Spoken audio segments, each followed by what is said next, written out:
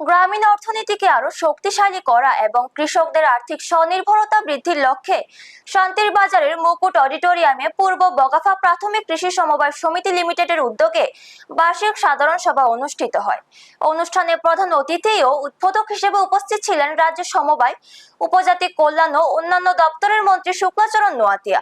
এছাড়াও উপস্থিত ছিলেন শান্তিরবাজার পৌর পরিষদের পৌরমাতা স্বপ্না বৈদ্য, ভাইস চেয়ারম্যান সত্যব্রত সাহা, বগাফা পঞ্চায়েত সমিতির চেয়ারম্যান কৃষ্ণা রিয়াং, সমাজসেবী দেবাশিস ভৌমিক এবং সমবায় দপ্তরের আধিকারিক এবং সমিতির সদস্যরা।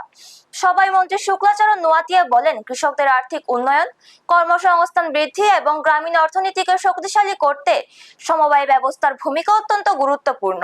তিনি সমবায় সমিতিগুলোকে স্বচ্ছতা বজায় রেখে আধুনিক প্রযুক্তির ব্যবহারের মাধ্যমে আরো কার্যকরভাবে পরিচালনার আহ্বান জানান। অনুষ্ঠানে সমিতির বার্ষিক কার্যক্রম, আর্থিক প্রতিবেদন ও ভবিষ্যৎ পরিকল্পনা নিয়ে আলোচনা করা হয়।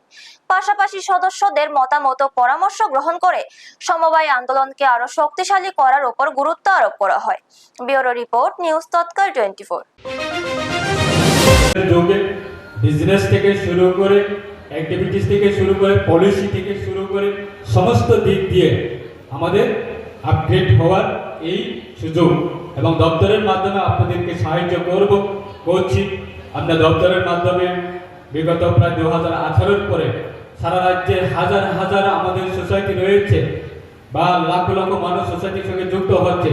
তাদেরকে আমরা বিভিন্নভাবে দপ্তরের মাধ্যমে হোক, এনসিডিসির মাধ্যমে হোক, রাজ্য সরকারের যে কোনো স্কিম বা প্রকল্প হোক বা কেন্দ্র সরকারের বিভিন্ন প্রকল্প, আমরা সমিতির মাধ্যমে, আপনাদের মাধ্যমে সে সাধারণ মানুষের কাছে পৌঁছানোর জন্য আমরা কাজ করে যাচ্ছি।